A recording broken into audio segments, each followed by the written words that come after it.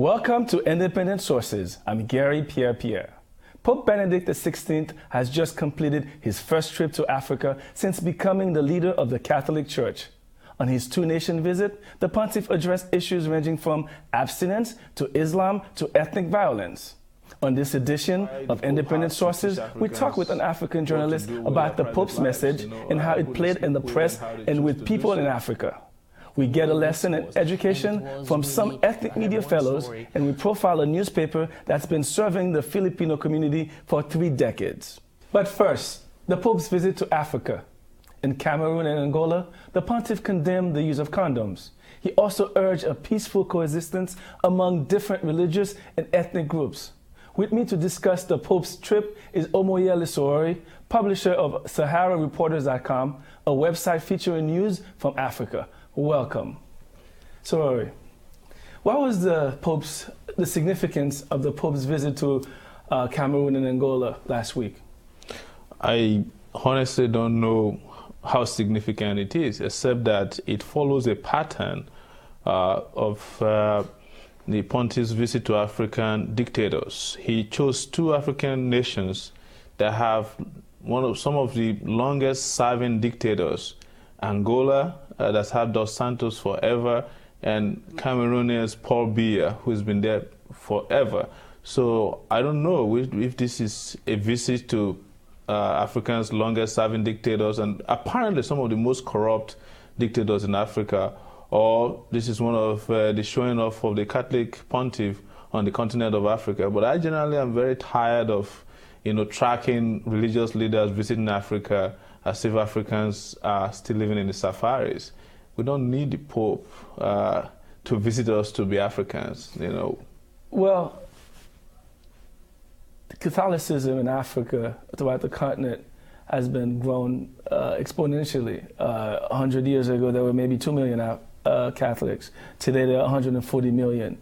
It's a large constituency. Shouldn't the Pope visit his and her constituents? Well, that's one of the things I abhor, to use the word constituents to describe Africans who subscribe to Catholicism as the constituents of the Pope. I think religion is private. If people subscribe to Catholicism and the Pope feels like visiting the Catholic Church based in Africa, I don't have a problem with that.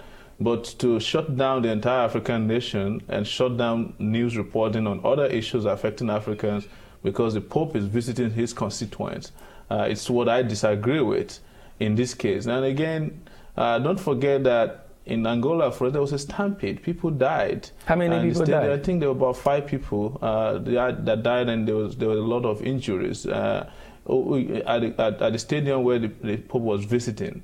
So definitely that is not salvation for those people who lost their lives. The Pope touched on a lot of sensitive issues during his visit to Angola and Cameroon. He spoke about abstinence. What about that? Well, again, I don't know why the Pope has to teach Africans what to do with their private lives, who they sleep with and how they choose to do so. As a matter of fact, I heard that... Well, he's a moral leader, after all, isn't he? Well, this is, when it comes to the issue of abstinence, I don't think it's about morality. It's about choice, that people decide to abstain or not. Of course, there's a whole lot of talk about what abstinence brings to health in Africa. But you have the AIDS epidemic. Yes. Well, also, again, I keep saying that when you describe AIDS as an epidemic in Africa, you are choosing what disease or what ailment to believe is ravaging Africans. And again, I'm one of the people who do not feel that Westerners choose for us which of the diseases kill us the more, because even according to their own records, malaria kills more people. And according to their own record, poverty kills more people. And I keep saying that if someone looks tiny, it doesn't mean that he has AIDS. It could be that you don't have good nutrition. And what I was taught in biology, first class in biology, is that if you don't have nutrition, good nutrition, you don't have immunity.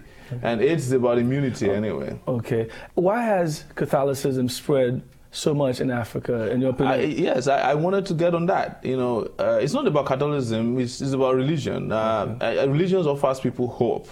And in this case, it offers hope to the extent that people are told to forget what they deserve on earth, so that there's a heaven there that you go to if you die on this earth, denying yourself of certain things, and in most cases not asking questions. But I think religion is growing very fast in Africa because there's a correlation between religiosity of Africans and bad governance in Africa, hunger, starvation. So if you are suddenly faced in a village with no food, no clean water to drink, you're likely to believe and follow the person who tells you that if you die, you're going to go to heaven where you will never have starvation. Good point, but Catholicism is not the only religion. Why, at this point, is Catholicism gaining such a foothold? What I'm telling you is that it's not only Catholicism that is gaining foothold in Africa. I mean, Pentecostalism is gaining foothold. There are Pentecostal churches in Nigeria that is very, very huge. And if you compare Catholicism and Pentecostalism, you find out that there is, I think Pentecostalism is bigger than Catholicism in Africa. Okay. But what the Catholics have done in Africa that people have probably not paid attention to is the fact that they also began to energize their base using some of the Pentecostal strategies to attract Africans to the Catholic Church. So you now have some other newer strategies that are used by the Pentecostals. You have, that I cannot describe because I'm not a member of the Catholic Church as such, but I know that they have upgraded a lot of things in Africa. How has the Pope visit been covered in the various African media? Well, it depends on where you are reading. I mean, the traditional African media covers his trip the same way they would do, as they always do. But a lot of, independent media also don't care about, the Pope, because I think a lot of Africans are wisening up, as we usually say, not to just rely on the visits by popes or U.S. president or the French president, who treat Africa as if Africa is still under colonialism, either religious colonialism or political colonialism. So we are thinking independently of who we are as African and how we can continue to move the continent ahead on our own terms, as opposed to on the terms of people who tell us how to do things all the time. Okay. Let's go back to your questioning of the countries that the popes chose to visit, Angola and Cameroon, two countries with the longest running dictator, if you will. Yes. In many parts of the world, sometimes a pope's visit has followed with a change in government and change of political system. I can think of Haiti in 1986. Do you think perhaps that was the reason by going there, by making a statement that, because he did touch on bad governance in Africa as well? And well, I don't know if I believe that the visit of a pope was responsible for the change in government in Haiti in 1986. Well, it wasn't singly, but it just coincided with it. It coincided with it. Of course, also when he visited Nigeria in 1998, I think the dictator there died shortly after that. But I do not think that is the reason why they do. I think the reason why dictators last is because the Pope doesn't speak out loud enough against dictatorship. I would love for him to say at the stadium in Angola that the Angola government is corrupt because the Pope has enough evidence. Do you think he can say that after all? If Jesus Christ can say that, why can't the Pope say that? He has moral authority. He has a followership. He has more followers in Africa than the Angolan president has. He can say that. And the Bible, that is the guiding book of his religion, actually allows him to speak truth to power. So what is he hiding? Why won't he say that? Of course, when the Angola government misruled the country for so long, and the refugees have to come, the Pope have to speak to those things directly. So why can't you stop the dictators in their tracks before they turn people to refugees? Another issue that the Pope addressed is Islam. He met with some Muslims in Cameroon. He had gotten into some trouble because he made a statement to the extent that Islam promote violence or something like that, and he got in trouble for it. Let's talk about parallel between Islam and Catholicism in Africa, for instance. Well, I think he got into trouble because, again, there's double standard in the way what leaders speak about violence.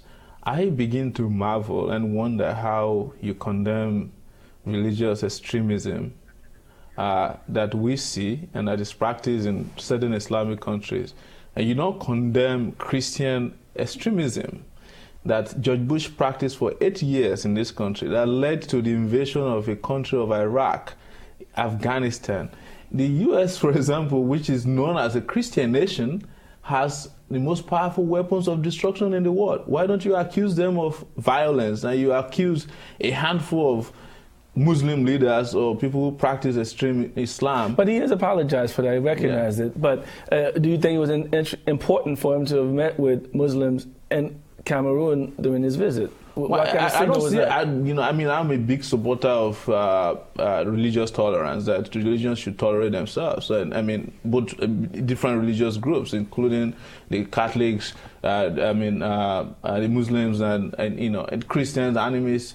I think religion is something that should be private. It is when they politicize religion that it becomes an instrument that even leaders in Africa use to suppress their own people. When religion don't work, they go after ethnicity and things like that. So this always been my. I don't think there's anything wrong with who the Pope decides to meet with. What I have a problem with is the Pope prescribing for Africans, what to do with their lives, or why the Pope refuses to be silent about the violence perpetrated by the leaders of Cameroon against their own people, and then focusing on the violence that they claim that Muslims perpetrate against other parts of the world, or in various countries of the world. Always interesting to talk to you, Omoyele Sowore. Thanks for joining us. Thanks for bringing me. Now here's Zyphus Lebrun with some other news. Thanks, Garry. Here's a look at some headlines from the ethnic media. From Caribbean Life, home childcare workers are in a battle with New York City for higher wages. Wage increases for childcare providers in New York State were approved last year as part of the federal economic stimulus package, but city childcare workers say they haven't received a penny more. From the Forward, Jewish and Catholic communities are on opposite ends of a debate on child sexual abuse cases in New York. New legislation could extend the statute of limitations on such disputes. Some Jews who claim they were sexually abused in the past are in favor of it. But leaders of the Catholic Church are largely against the potential law, fearing it will open the floodgates for lawsuits and false claims. From the Haitian Times, former President Bill Clinton and UN Secretary General Ban Ki-moon are asking international donors to send more aid to Haiti. Clinton and Ban recently visited Port-au-Prince as the Haitian government struggles to rebuild the island from the devastating effects of a series of hurricanes last year. The leaders have also urged the Haitian government to take charge of its own development. From India abroad, a growing number of high-qualified Indian professionals in the U.S. are returning home where more opportunities are available.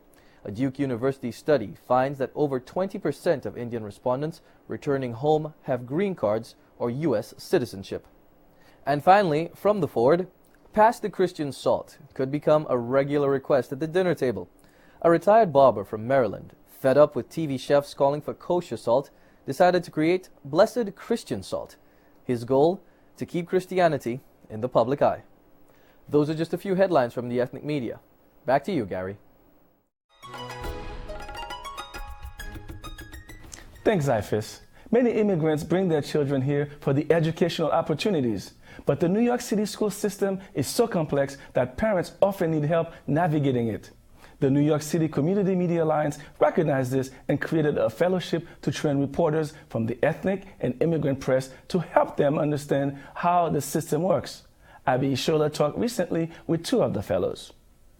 With me is Darlie Gervais, General Manager of the Haitian Times. Also here is Robert Waddell of Virtual Boricua, a website about the Puerto Rican community. Welcome, guys. How are you? It's a pleasure to be here. Before we talk, let's watch this backgrounder on the Education Fellowship by Anjanette Levert. Sort of, but almost the same question. In mainstream American news media, education is a regular topic. But this is not the case for the immigrant and ethnic media here in New York City. Every immigrant who comes from different country, they have their own perspective, and they have no idea about American education. It was very hard for me to report about the education system of this city, you know. A lot of it has to do with cultural and language barriers. Some communities more than others have less integration into the education system. They don't understand how the system works. They may come from countries where there isn't such a developed education system, or it's not available as universally as it is here, and so they don't come with the habit or the custom or the expectation of what education ought to be. To help learn about the education system in New York City, Juana Ponce de León created an education reporting fellowship for ethnic journalists. The goal? For these 18 journalists to be better able to inform their communities about educational issues. Part of this fellowship is, to bring not only the advocates, but also people from the Department of Education to shed some light about why things are being done the way they are. Over the course of 10 months, the fellows meet twice monthly. Once to meet and learn about various education advocacy groups, and to hear from employees within the Department of Education. I have met people with whom I have had telephone and email relationships and could not get any one-on-one time with through the bureaucracy. That's been great. That's been tremendous. They also meet for editorial guidance, learning about what elements make a good article. So I found this opportunity a golden opportunity. It really helps me, and ultimately it would help a lot to our readers. So the expectation is that once the 10 months are over, they get press advisories from the DOE or from an advocacy group, or something has happened locally in their community, that they will be able to arrive there, and they will have a network of people that they will know where to source their stories, make them efficient in doing their work, but also that the perspective be of great value to the communities. And Jeanette Levert for Independent Sources. So, Robert and Darlie, do you feel like this fellowship has been a good thing? I think it's been a lot like a graduate class in how to write education stories. Because educating journalism, education is not the sexy kind of stories, but it's very important, and it's very important in the ethnic communities where families and parents don't know their rights and don't know what resources are out to them, are available to them, either in schools or in private agencies. And I think as a reporter, to be able to develop sources and to develop contacts and story ideas is really wonderful. Okay. Yeah, I think I didn't know it was that important until I attended that fellowship, to see that each community, they have their challenges into the education system, and I think it will be helpful for each readers in the community to know how they can, as Robert say, they will know their right and how they can help their children navigate better the education system. So what kinds of stories have you covered, Darlie? With the fellowship, or in general? With the fellowship. With the fellowship, I had a story about the small school, the new system of the DOE, having the small school, and I think it was something challenging for the Haitian communities, because most of the big school, I wrote a story about Erasmus, for example, which has a large group of Haitians, and it was something challenging for the Haitian community when the DOE studied the idea of dividing the school into 5 small schools. And the challenge with that particular school is that children coming out of Haiti on East Flatbush, they cannot be assigned automatically to a school where they will find English, because they are English learners. They wanted to have a bilingual program. So the bilingual program does not exist anymore in those schools. And it was really helpful to some parents to know there is a center they can go and enroll their kids. But it's still a big problem in this particular area, where now children aged 12, 15, or even 16 coming out of Haiti in the United States, they don't have any bilingual program available for them anymore in East Flatbush. Well, speaking of language, how have you guys been able to translate your stories for your readers? Well, I write mostly in English, and the website I write for Virtual Boricua is mostly in English. I think that they, and the people that I speak to who speak to me in Spanish, I know Spanish, so I can easily translate my story. I can translate what they've said to me. It's one of the stories that I found really challenging and exciting that I wanted to write was on dropouts, on the high dropout rate, especially amongst Latino males. But I didn't want to focus in on just the statistics and all this very boring stuff. But I wanted to find real people, real students who had dropped out and who were doing something to come back to school and go back to and get their educations. And it was interesting. In the fellowship, we were able to meet Chancellor Klein, and it was around the time where the grades for all the schools had just come out, and I asked him, so what do you think is, what grade would you give yourself in terms of dealing with the dropout situation? And he said, oh, we don't grade ourselves. So what kind of change have you seen in the way people understand education, the communities you're covering? Have they responded to your stories in any way? No, I cannot measure the change yet since the fellowship is still going on, but I have talked to a group in the Haitian community named Abi Ishola, and I felt that they were dealing with some issues in the Haitian community that the DOE or other readers needed to know what they were doing, the work that they were doing. People didn't know the work they were doing. So I think by writing about that, by writing about what is advocacy group in the Haitian community is doing in trying to resolve the different challenges in the Haitian community, that helps the DOE, the DOE might read about it and might try to contact the group and try to resolve the different problems in the Haitian community in the education system. What has been the most confusing part of covering education? I think the strange part, I would say, is you meet someone, or you meet a teacher, you meet an administrator, and they're willing to talk to you, but they want you to get clearance from the DOE, and the DOE is somewhat helpful, but then many times people who work for the Department of Education, especially teachers, they're told not to speak to people. They're interested in talking, but then there's this sort of like, oh, don't talk. I had one story. I was trying to find another story on parent coordinators, which are people who work for the DOE, and I was told, find a school, find a parent coordinator who will be willing to talk to you and will give you clearance. Then I would go to them and say, oh, but we're not supposed to talk to the press. Wow. And it was very interesting, how dealing with the labyrinth of the DOE. It's still just their press office is just like any other press office. They want you to have the information they want you to have, and they sort of they hold back the information they don't want you to have, or they make it difficult for you. There are a lot of things we could find on that piece that you showed. We had a seminar with someone from the DOE who was showing us how to maneuver through the DOE website.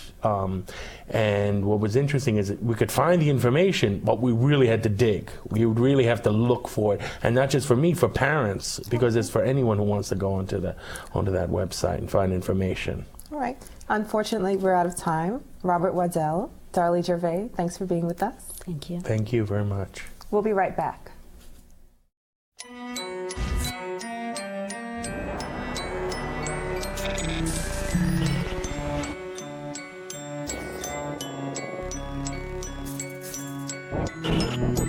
You promised me the world. Is this what you had in mind? Every choice we make has a consequence. Help EarthShare and its members restore balance to the world. Visit earthshare.org and see what you can do. EarthShare, one environment, one simple way to care for it. More than 3 million Filipinos live in the U.S., with the largest concentration on the West Coast. But New York also has a sizable Filipino population. In fact, Filipinos are the 4th largest Asian group in New York City. The majority of Filipinos settled here over the last 2 decades, and the Filipino Reporter has been one of their main sources for news from back home. Judith Escalona has more.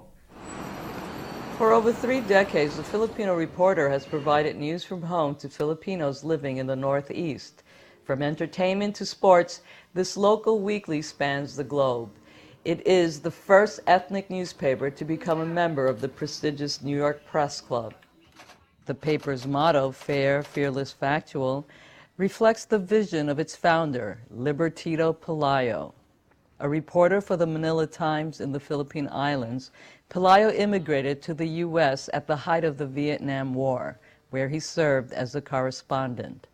I think that's a motto that many traditional newspapers use. Like the New York Times say, all the news that's fit to print, which suggests that we welcome all points of view and we do not hesitate to write stories that may even be adverse to our regular advertisers. Since the 70s, the Filipino community in the Northeast has grown with enclaves in the tri-state area. Here in Woodside, Queens, its presence is evident in the restaurants, shops, and professional establishments catering to the specific needs and wants of Filipinos. Pelaya boasts that second and even third generation Filipinos continue to read the Filipino Reporter. They still read our paper because they want to continue the link with their home country. We read it like once a week, the Filipino Reporters, and then they got, all the current events and everything that all Filipinos right here in New York, we should know. Yeah, I do with the Filipino Reporters on a regular basis. Yep. And do you get a lot of information about the Philippines from it? Yeah, I do get a lot of information locally and what's happening back home. I like to know what's going on in the Filipino community. Immigration and benefits for Filipino World War II veterans are 2 burning issues for Filipinos. The overriding concern of Filipinos in the United States is immigration. Because even if you are already on legal status or a naturalized citizen, you still have an immigration interest because of your desire to bring over relatives. Most Filipinos speak English, the second official language of the Philippines after Tagalog. In the Filipino Reporter, articles are in English with some Tagalog. Their ads also display the same bilingualism. Pelaya attempted to expand his advertising base 5 years ago by launching a web version of the newspaper. The results weren't quite what he expected. We are not doing as well on online advertising, but I think we provide a service like social networking, and the website, the online edition, provides us an audience around the world. I'm Judith Escalona for Independent Sources. That's our show. Thanks for watching, and we'll see you again next week. In the meantime, be independent-minded.